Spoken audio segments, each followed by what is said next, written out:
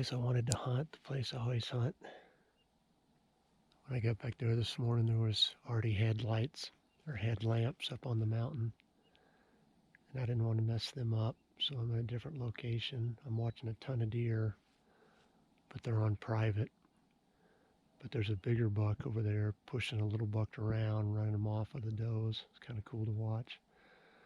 I think it's too far to get any decent footage, but I'm going to flip my other camera around. We'll see if we can capture some of it for you. But they're running around pretty good.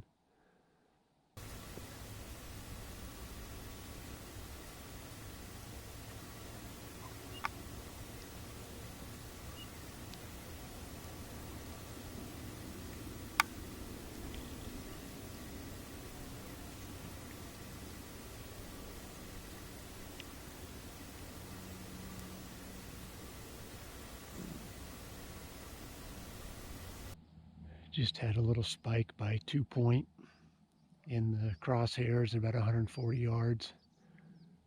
But it's opening morning, so I'm going to wait for something bigger. Now, if it had been the last day of the hunt, we need the meat, I would have shot it. But it's the first day of the hunt, so I'm not going to shoot anything that's a spike on the first day. I've seen quite a few deer out this morning. I think the lower temperatures helped. I really think if I'd have been up in my normal spot, we'd probably have it done already, but that's okay.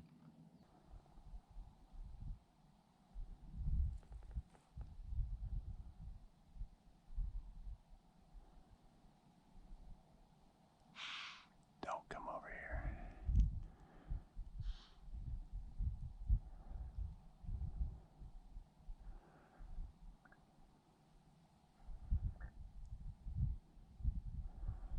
I got this doe and fawn working towards me. The doe just, man, she's like 30 yards away, is all right up this hill. I got good wind. But the issue is there's 3 other deer bedded up here, but I can't tell yet if any of them are a buck. So I don't want them to get blown out by this doe.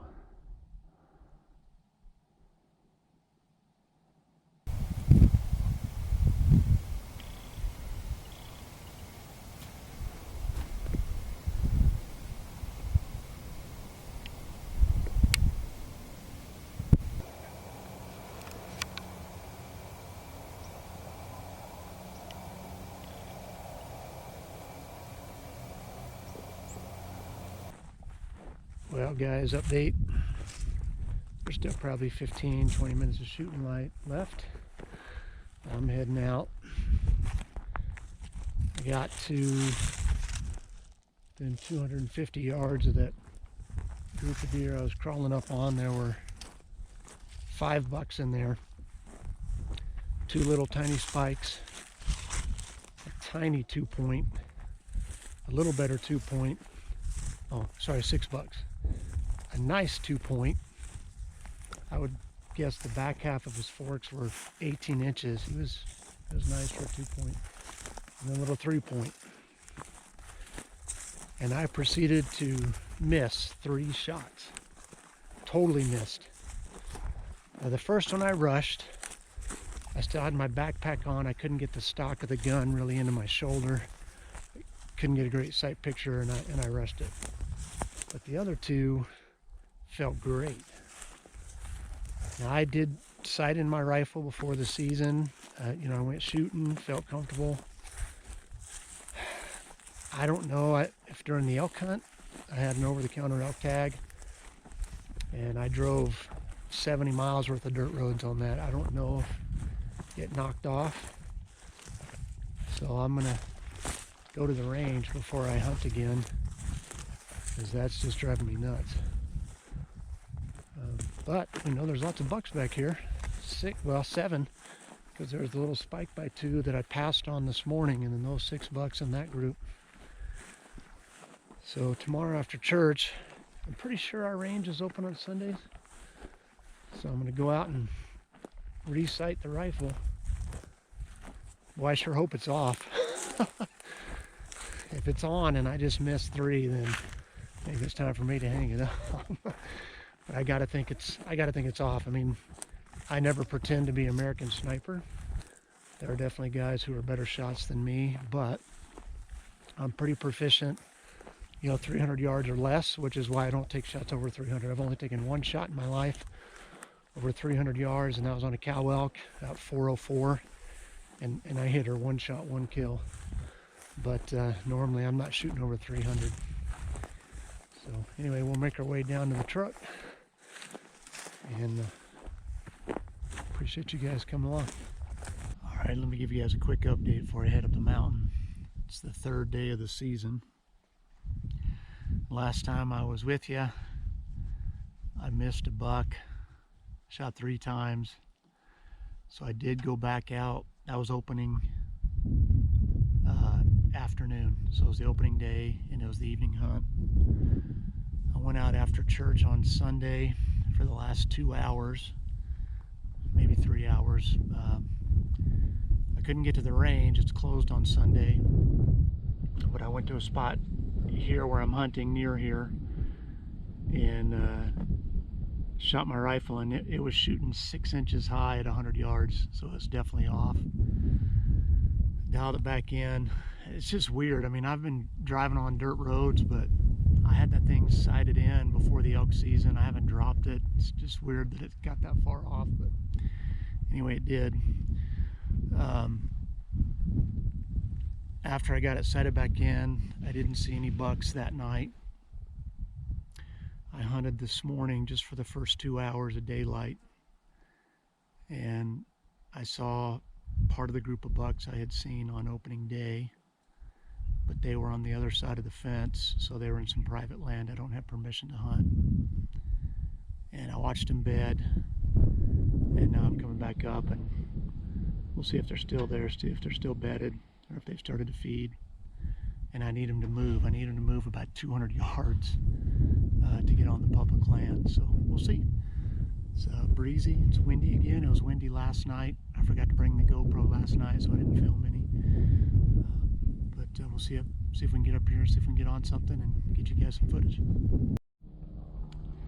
I got a spike bedded at 175 yards.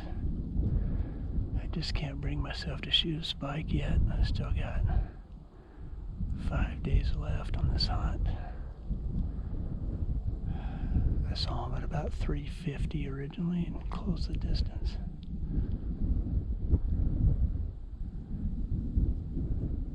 I want to peek over this edge to see if any others are in the bottom, but I don't want to bust him and have him run over in case something's on the other side.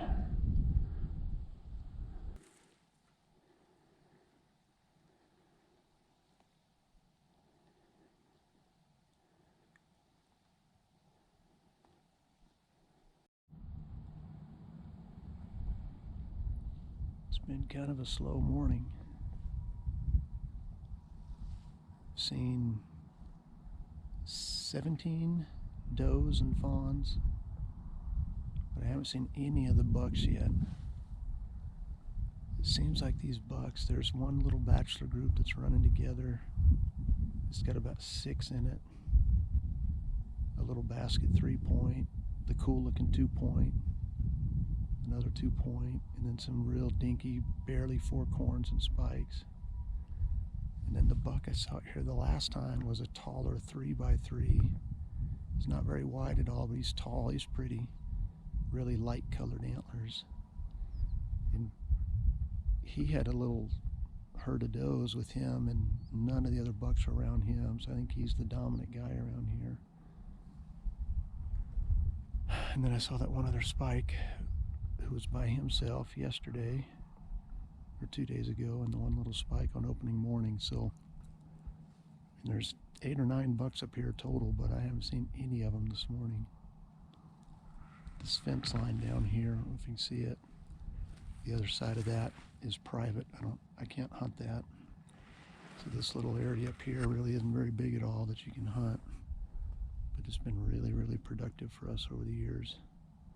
And up on the top of that hill, it turns back to public, and the other side's public for a while. I've only got about 30 more minutes this morning. Then I need to go work all day. And I've got meetings all the way up until 7 o'clock tonight, so I won't come back out tonight. I just get in a couple hours this morning. Pretty morning, a little bit of a breeze.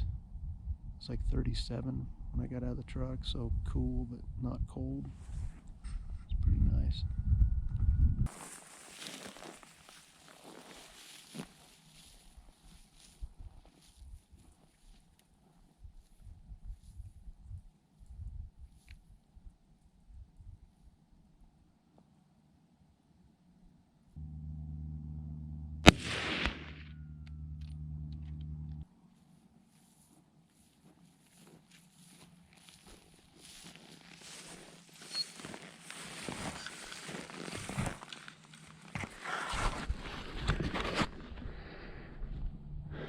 It looked like a good hit. It's a forkhorn. I had seen him bed. If I had all day to hunt, I could have just waited him out. But I don't. I've got to get in town and get some stuff done. I had to shoot offhand, which I don't really like. But it looked like a good hit. Looked like I got him right in the breadbasket. He lurched and went up over the hill. So I'm going to wait a little bit and then go up and check for blood. And hopefully he's laying up there piled up. We'll see.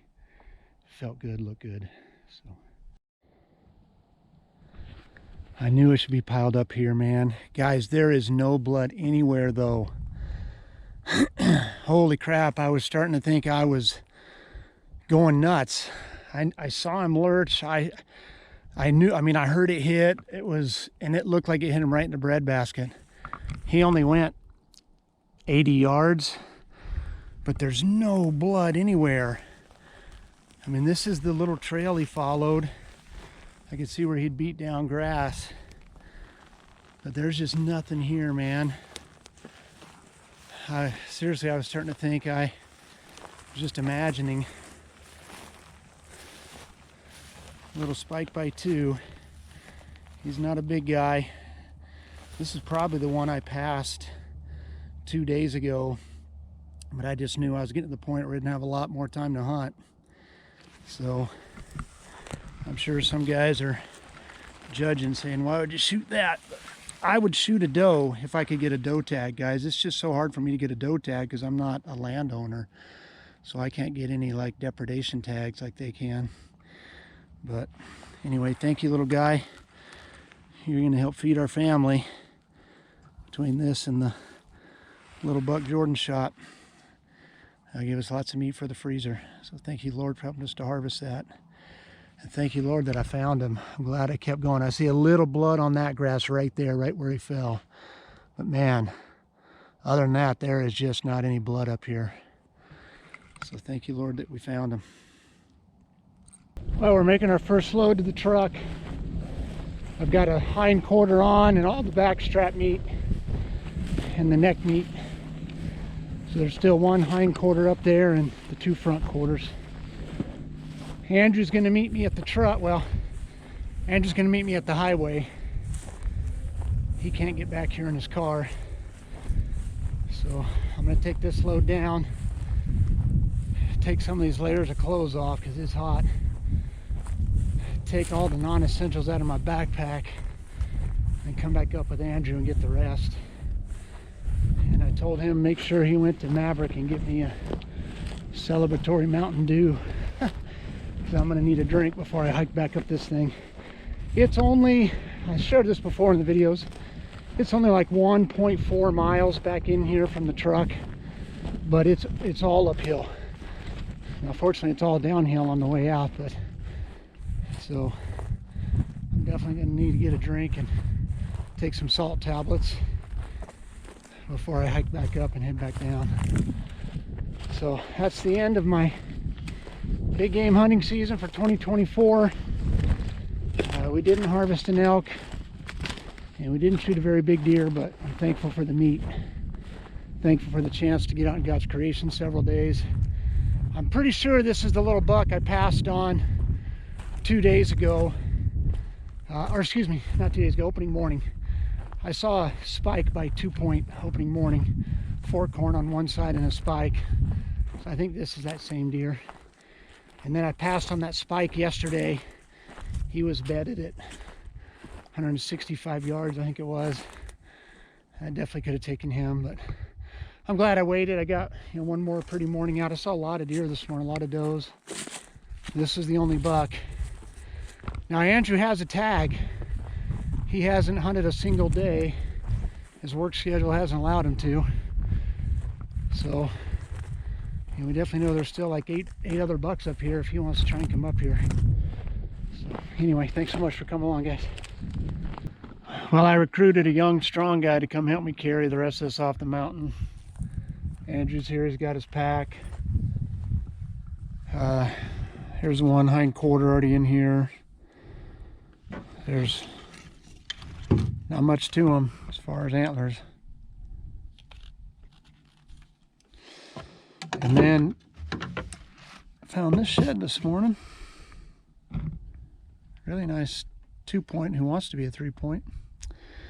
So we've got about, it's actually a little farther than I thought. I looked at my Onyx, I said 1.4 miles. It's actually about 1.6 to where he's piled up. So we'll head all the way up on the top, go get him and bring him back down. Thanks everybody for coming along on my deer hunt this year. I've already eaten some roast off of that buck and it was phenomenal. Rhonda and I made birria tacos. I didn't video it, I should have, I will. That was an amazing wild game recipe. So I'll do that in an upcoming video. Again, I know there are some guys that watch this and think, why in the world would you shoot a little buck like that? I'd shoot a doe. I just can't ever get my hands on a doe tag. And that was the probably second to last time I was gonna be able to hunt for the season.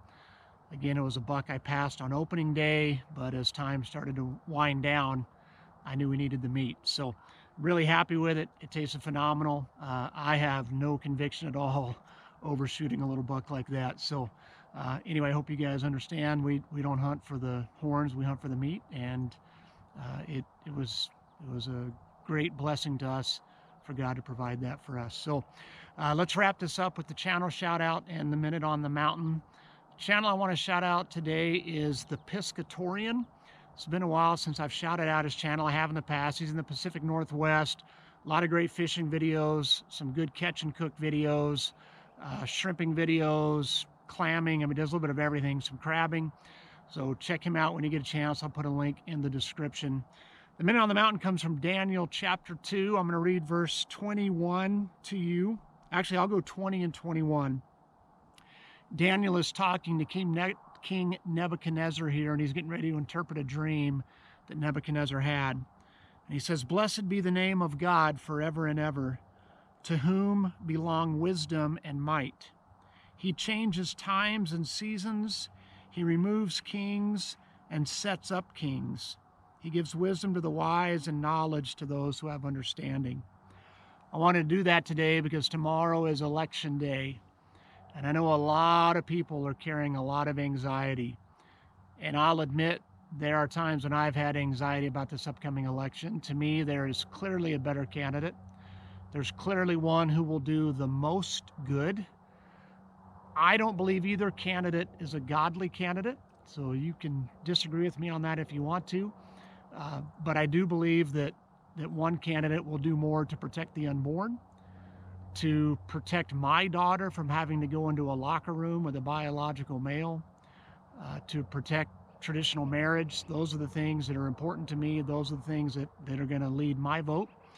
But regardless of what happens in this election, God is in control. God is the one who sets up kings. God is the one who removes kings. And so we can have confidence in his sovereignty.